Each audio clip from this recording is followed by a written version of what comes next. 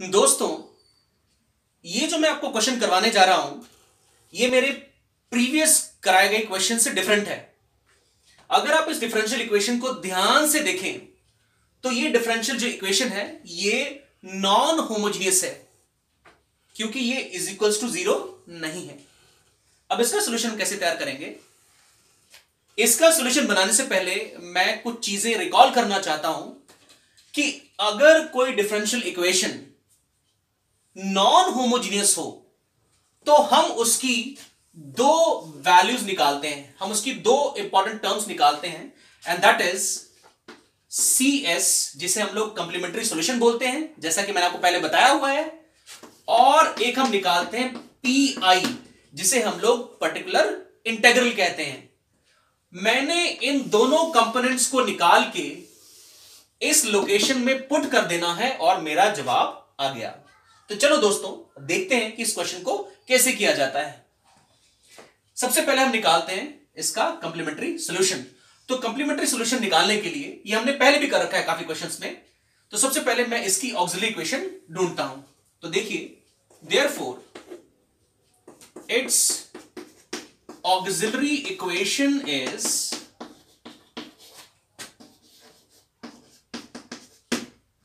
Auxiliary equation जो y के साथ मल्टीप्लाई में है, तो वो क्या है? d cube minus 3d square plus 4 is equals to 0।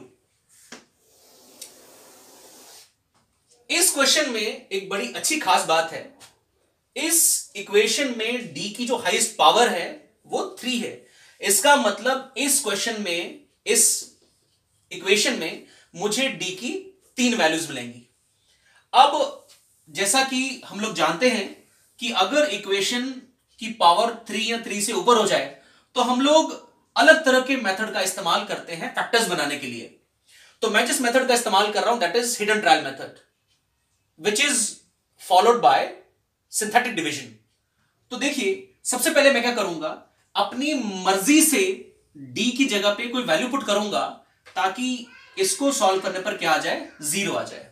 तो देखिए दोस्तों, अगर मैं d की जगह -1 पुट कर दूं तो क्या होगा?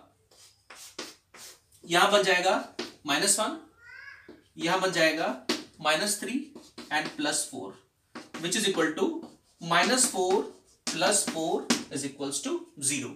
इसका मतलब मुझे हिडन ट्रायल मेथड से पता लग गया कि d is equal to -1 is one of the factor of this equation. तो जब मुझे एक फैक्टर मिल गया, एक टुकड़ा मिल गया, तो इसका मतलब मैं अब इसको डिवाइड कर सकता हूं। तो हम यहां पर इस्तेमाल करेंगे सिंथेटिक डिवीजन का।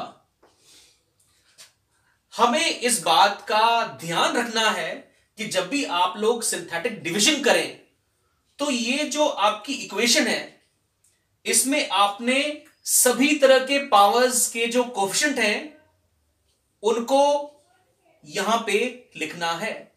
अब जैसे देखिए, इस क्वेश्चन में d क्यूब का कोफिशिएंट क्या है? 1, तो आई विल राइट हियर 1। उससे छोटी पावर d स्क्वायर, उसका कोफिशिएंट क्या है? -3, आई विल राइट हियर -3। अब देखिए, इससे छोटी पावर कौन सी है? d, लेकिन यहां पर वो नहीं है, तो मैंने उसकी भी हाजिरी यहां लगवानी है। तो मैं उसकी हाजिरी यहां पर किसे लगवाऊंगा? 0 के साथ। और कांस्टेंट क्या है? 4। अगर आप सिंथेटिक डिवीजन में किसी भी एक एलिमेंट को यहां पर अगर मिस कर देंगे तो आपका सारा आंसर गलत हो जाएगा। तो क्योंकि मैंने अब पता लगाया कि -1 इसका फैक्टर है, तो यहां पर डिवाइड हम करेंगे -1 से, तो ऑटोमेटिकली मेरा यहां पर आंसर क्या आ जाएगा? 0 आ जाएगा। दोस्तों अब देखना कैसे। अब सिंथेटिक डिवीजन कैसे करते हैं? इस फर्स्ट वाली वैल्यू को एज इट इज यहां पर हम उतारते हैं। उतारने के बाद -1 को 1 से मल्टीप्लाई करिए and right it over here. तो -1 इंटू 1 -1, इसको ऐड करिए, कितना आ गया? -4। फिर इस -1 को इस -4 से मल्टीप्लाई करिए तो कितना आ गया? +4। अब इनको ऐड करिए, कितना आ गया? +4।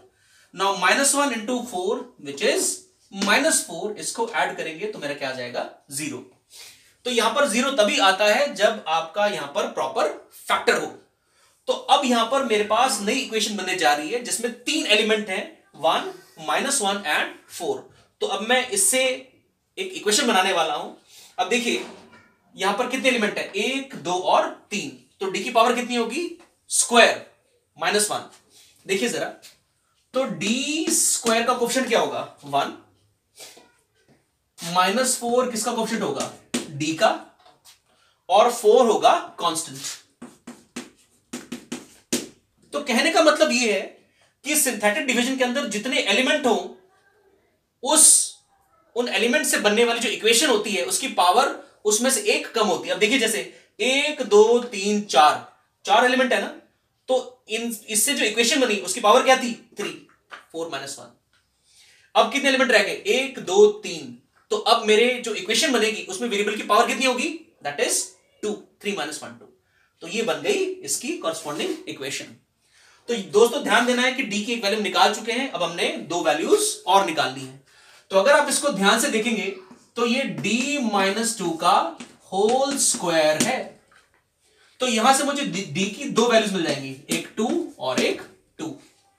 तो अगर मैं ध्यान से देखूं तो मेरे पास d की 3 वैल्यूज आ गई, one is -1, second one is 2 and third one is 2। तो तीनों वैल्यूज मैं यहां पर लिख दे रहा हूं, 2 2 and this -1 I am writing over here. तो डी की मेरे पास 3 वैल्यूज आ गई। तो अब हम इसका आंसर बनाएंगे, तो जरा ध्यान देना है कि यहां पर डी की 2 वैल्यूज सेम है, तो इसका आंसर सेम जो मैंने प्रीवियस क्वेश्चन कराया है उसकी तरह बनेगा।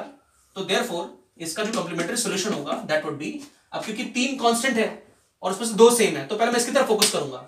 तो ये आएगा, इसका बन गया C1 प्लस इसका आ गया C2, और दूसरे वाले को हम क्या देते हैं, x देते हैं, ब्रैकेट के बाहर e⁻²x। तो इन दोनों के कॉरस्पॉन्डिंग बन गया ये, और इसके लिए अलग से C3e⁻⁻1x। तो दोस्तों इस तरीके से इसका जो कंप्लीमेंट्री सॉल्यूशन है वो तैयार हो गया। अब जो इसका सेकंड पार्ट है विच इज पर्टिकुलर इंटीग्रल, वो मैं अब निकालने जा रहा हूं। पर्टिकुलर इंटीग्रल निकालने का जो मेथोडोलॉजी होती है 1 अपॉन ऑक्सिलरी इक्वेशन इनटू वो चीज जो आपके इज इक्वल्स टू के उस तरफ है, विच इज e⁻²x। अब मैं यहां पे ऑक्सिलरी इक्वेशन लिखने वाला हूं, एंड विच इज ये रही, d³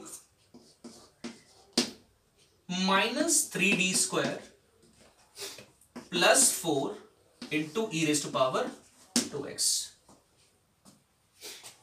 अब हमने अगला स्टेप करना क्या है कि जब भी आपके इस तरफ e⁻² समथिंग हो और वो अकेली टर्म हो, तो आपने देखना है कि इधर x का कोफिशिएंट क्या है, चाहे पॉजिटिव हो चाहे नेगेटिव हो, कोई दिक्कत नहीं है। तो ध्यान से देखिए यहां पर x के साथ क्या है, 2 है, तो आपने d की जगह पे 2 पुट कर देना है। तो जब आप d की जगह पे 2 पुट करेंगे तो ये बन जाएगा, यहां पे मैं रफ में करके देखता हूं, ये बन जाएगा आपका, ये दोस्तों मैं रफ में कर रहा हूं, आपने ध्यान देना है। तो दिस वुड बिकम 2 का क्यूब 8, 2 का स्क्वायर 4, 4 3 12, माइनस का 12 एंड प्लस का 4, और e की पावर 2x। दोस्तों अगर मैं इस नीचे d की जगह पे 2 पुट करता हूं तो मेरा जो डिनोमिनेटर है वो सारा का सारा 0 बन जाता है। तो इसका मतलब ये बन गया आपका केस ऑफ फेलियर। तो जब आपका केस ऑफ फेलियर बन जाए तो आपने करना क्या है, इसको मैं फर्दर प्रोसीड करने वाला हूं, क्योंकि मैंने रफ में करके देख लिया है कि 2 पुट करने पर नीचे 0 बन रहा है। तो मैं क्या करूंगा, इधर एक x से मल्टीप्लाई कर दूंगा, और जो आपका नीचे वाला ऑक्सिलरी इक्वेशन है इसको डिफरेंशिएट कर दूंगा मैं विद रिस्पेक्ट टू d। ये तरीका है इसको फर्दर सॉल्व करने का। तो ये बन गया d³ का 3d²। दोस्तों मैं फिर बता दूं, ये जो स्टेप मैं कर रहा हूं ये आपने तभी करना है जब केस ऑफ फेलियर बन जाए। 3d² का बन गया -6d, और 4 कांस्टेंट है उसका डेरिवेटिव 0, e⁻²x। यहां तक कर लेने के बाद आपने दोबारा से d की जगह पे क्या पुट करना है, 2 पुट करना है। तो मैं अगेन यहां पर रफ में करके देख रहा हूं कि यहां पे नीचे क्या बन रहा है। तो ये बन रहा है 2 का स्क्वायर 4, 4 3 12, माइनस 6 टू 12, इधर x इधर e raise to power 2x। तो दोस्तों मैंने इस जगह पे दोबारा से d की जगह पे t रखने की कोशिश की और मैंने पाया कि नीचे क्या बन रहा है, 0 बन रहा है। Again case of failure. तो अगेन मैं वही वाला स्टेप दोबारा से रिपीट करूंगा और क्या करूंगा कि इस x को एक और x पकड़ा दूंगा इस तरीके से, x into x x square, और जो नीचे वाली ऑक्सिलरी इक्वेशन है जो कि इसको डिफरेंशिएट करने पर बनी थी, इसको दोबारा से डिफरेंशिएट करूंगा विद रिस्पेक्ट टू d। तो ये बन जाएगा 6d minus 6 e raise to power 2x। ठीक है दोस्तों, अब मैंने यहां पर दोबारा से d की जगह पुट करना है 2 पुट करना है। तो ये मेरा बन गया 6 to 12 minus 6 into e raise to power 2x। दोस्तों मान लीजिए अगर दोबारा पुट करने पर 2 यहां पर पुट करने पर अगर 0 बनता तो मैं दोबारा से इधर एक और x देता और नीचे वाले को दोबारा डिफरेंशिएट करता विद रिस्पेक्ट टू d। और ये सारा प्रोसेस मुझे तब तक करना है जब तक मेरा नीचे नॉन जीरो ना आ जाए। तो ये मेरा आ गया पर्टिकुलर इंटेग्रल। तो दोस्तों ये जो क्वेश्चन में सॉल्व कर रहा था, इस डिफरेंशियल इक्वेशन का जो एग्जैक्ट आंसर है वो बनेगा y is equal to complementary solution plus particular integral.